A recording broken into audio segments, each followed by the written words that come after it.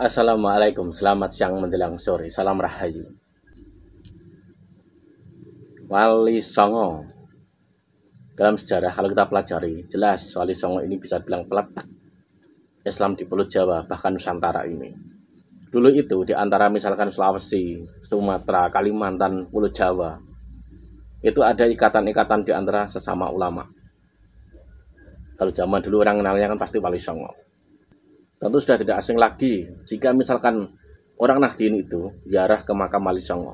Bahkan bisa dibilang salah satu makam yang paling ramai bahkan mengalahkan Borobudur pengunjungnya itu mana? Kadilangu.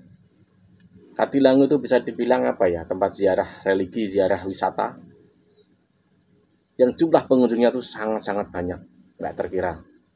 Apalagi jika saat malam-malam tertentu banyak orang datang untuk mengalap barokah. Ada maksud-maksud tertentu juga ada, itu tergantung manusianya. Tetapi ya itu, soal niat orang itu kan beda. Masing-masing lah niat orang. Anda makan saja itu beda-beda niatnya. Nah ini dia gitu, soal barokah. Saat tesis soal nasab ini rame, kalau kita teliti. Memang ada orang-orang yang bisa dibilang dia tuh ngemis Wali Songo, tapi juga berusaha menggusur Wali Songo. Mereka juga sering berbicara soal sunan ini, wali ini. Tapi kenyataannya apa? Saat ada orang berbicara tidak mengakui keturunan dari Wali Songo, mereka juga diam. Nah ini gitu loh, orang Indonesia itu sudah umum, sudah jamak, yang diketahui apa? Syekh Abdul Qadir Al-Jilani. Tidak ada itu yang kenal dengan Fakih Mukhodam yang mereka sanjung-sanjung itu. Orang Nusantara tidak ada yang tahu. Tahunya ya cerita dari mereka itu. Mereka berbicara, mereka bercerita, wah soal-soal yang tingkat-tingkat apa ya. Sufisme atau apa pengalaman spiritual yang wah. Padahal di Jawa itu kalau hal begitu udah banyak. Mungkin mereka berbicara soal apa itu, Isra Mi'raj yang katanya semalam berapa kali itu. Mungkin itu hanya ekstase gitu loh. Hanya efek dari orang murkhobah, tapi dikatakan seperti itu. Kalau cuman hanya itu, banyak orang di Indonesia. Orang kejawen juga sangat banyak sekali. Jangan salah loh. Orang kejawen itu belajar sisi spiritualnya itu dari atas ke bawah. Syariatnya terkesan ditinggal, tapi hakikatnya itu tinggi. Kalau orang Islam, padahal kalau kita membaca kitab, kita mengkaji kitab, sesungguhnya apa? Harus mengenal Tuhan dulu, baru menjalankan yang lainnya. Tapi kan orang ini kan nggak mampu, tidak mampu seperti itu. Makanya dari syariat dulu lalu ke atas. Dan soal mereka itu, orang-orang yang bisa dibilang apa ya, berusaha atau punya misi tertentu menggusur nama besar Wali Songo. Mereka itu lebih kepada nebeng. Makanya mereka itu satu, mereka itu merubah atau membuat makam-makam palsu itu jelas. Jejaknya banyak kok, hanya petilasan lalu dibuatkan makam, lalu diakui ini, lalu diakui juga dari mereka. Ini tuh basic data sejarah, itu makam-makam orang terdahulu. Makanya harus dijaga. Belum lagi klaim taktik mereka dengan nama haul-haul, nama kota, nama daerah. Ini kemana NU? Harusnya yang buat tuh kalian. Yang buat itu PCNU, PWNU. Dengan mengangkat orang-orang yang punya pengaruh, orang yang berjasa mendirikan kota ini gitu loh. Kota A, B, C, D. Kan aneh gitu loh. Mereka menggunakan nama-nama kota, nama-nama daerah, tapi yang dihauli itu keluarga mereka. Yang tidak ada sangkut pautnya dengan pendirian kota itu. Ini untuk jauh ke depannya ini berbahaya untuk anak cucu. Itu salah satunya. Yaitu tadi pertanyaannya, kemana ulama ini kok tidak kreatif buat nama misalkan Haul Semarang. Karena ada tuh sejarahnya itu, kota Semarang siapa yang mendirikan, siapa yang membangun, siapa yang menjadikan Semarang itu sebuah kota yang besar. Itu yang didahului. Dan harusnya ya paling tidak apa, misalkan PCNU atau apa, harusnya dia tuh mendekati misalnya keluarga. Keluarganya orang yang berjasa itu loh. Nah itu dahului harusnya. Makanya mereka menggunakan klaim-klaim nama kota itu taktik jauh ke depan itu. Belum lagi klaim jadi penasihat kekuasaan. Nah ini dia. Kalau mereka bisa menjadi penasihat kekuasaan, makanya bisa disetir. Ya tentu apa, untuk melindungi kepentingan mereka. Kan juga sudah ada. Coba bayangin saja lah. Orang kenalnya tuh ulama. Orang tuh mengenalnya bla bla bla bla, orang yang baik, orang yang suci.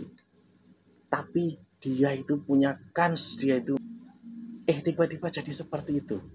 Penasihat penguasa, bayangin aja. Setahu saya, kalau Kiai NU itu jadi penasihat penguasa, seperti di sini tuh ada, dekat sini ada. Beliau ini jelas bisa dibilang salah satu penasihatnya presiden, tapi juga nggak mau punya jabatan, tidak mau. Belum lagi ranah apa? Ranah keamanan. Itu kalian bisa ngeliat kan, runtang-runtung ada seorang dari mereka itu bersama orang-orang yang punya pangkat militer, banyak kesana kemari kan. Masih muda. Kira-kira kalau orang bisa masuk seperti itu, bisa mengendalikan nggak? Bisa. Cuman mereka belum punya kesempatan menjadi panglimanya. Jika jadi panglimanya, mau apa? Gimana? Coba dipikir, sinalar gitu loh. Belum lagi juga ada beberapa dari mereka itu. Di mana? Di PBNU. Itu ada. Proses mereka saat ini tuh mendekati, mencari posisi. Cuman belum bisa mereka itu menjadi kepala, itu belum bisa. Jika jadi kepala, coba bayangkan. Belum lagi ada juga yang klaim lewat majelis-majelis sholawat. Padahal suaranya, ada juga sih yang bagus suaranya. Tapi kan untuk dia tuh seperti ulama apa tuh belum. Jadi orang tuh masih banyak yang salah. Misalkan ada orang tuh pelantun sholawat itu lalu dianggap seperti apa ulama. Itu juga belum tentu. Hanya bajunya misalkan seperti ulama, ya emang itu bajunya khas dari budaya mereka salah satunya. Kan kemarin juga ada itu. Di antara majelis sholawat itu saling sindir. Berselawat itu begini.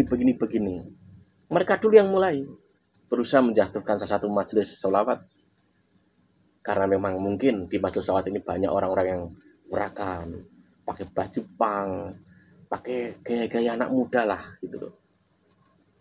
Mereka seakan-akan apa? Menjustifikasi bahwa majelis seperti itu tuh salah. Padahal dia nggak punya kemampuan untuk merekrut orang-orang seperti itu, anak-anak muda untuk apa? Duduk di situ untuk bersolawat. Kalau begitu dia itu apa? Mencerca atau enggak? Kemarin itu sempat agak panas itu. Di antara beberapa majelis sholawat itu ada. Mungkin 1 dan 2 lah. 2 lah. Lalu akhirnya kayaknya selesai gitu loh. Ya itu loh. Berusaha membonsai, mendiskreditkan. Padahal majelis dia tuh memang tetap kalah sama majelis yang ini. Yang benar-benar dari orang lokal. Mau diadu apanya? Oke lah mungkin suaranya dia bagus. Suara ininya, melantunkannya gitu loh. Tapi kekhasan orang itu beda. Kekuatan dari gelombang suara itu beda. Bobot mana? Seninya seni yang lebih nyeni yang mana? Yaitu tadi. Jika mereka itu misalkan menguasai beberapa tempat yang itu sangat krusial, sudah. Tesis nasabnya juga akan hilang. Jika mereka udah sampai situ. Bagaimana nggak hilang? Dengan tuduhan berbagai macam udah selesai. Ambil bui. Makanya itu gitu loh. Munculnya tesis ini sesungguhnya apa? Ya memang Allah itu nggak menghendaki dan masih melindungi Nusantara ini sesungguhnya. Cuman kan mereka kan apalagi orang-orang yang diharapkan itu justru itu sehaluan tapi ternyata membela mereka. Padahal yang dihadapin itu orang-orang lokal ini yang tidak punya karakter radikal. Nggak ada. Satu pun tidak ada tuh yang mempersekusi, nggak ada. Dari orang-orang yang golongan tes nasab tuh nggak ada. Coba mereka. Dari itu saja harusnya tahu. Mana yang harus dibela, mana yang tidak.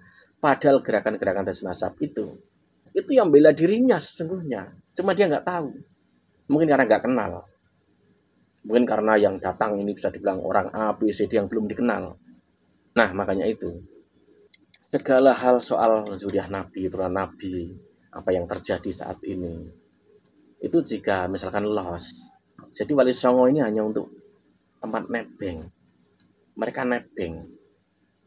tapi rajanya mereka. Sedangkan orang-orang lokal ini yang banyak sebanyak Tuan Wali Songo.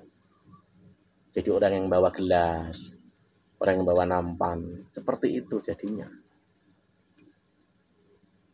Kan harusnya nggak begitu. Tuan rumah masa jadi ini. Wassalam.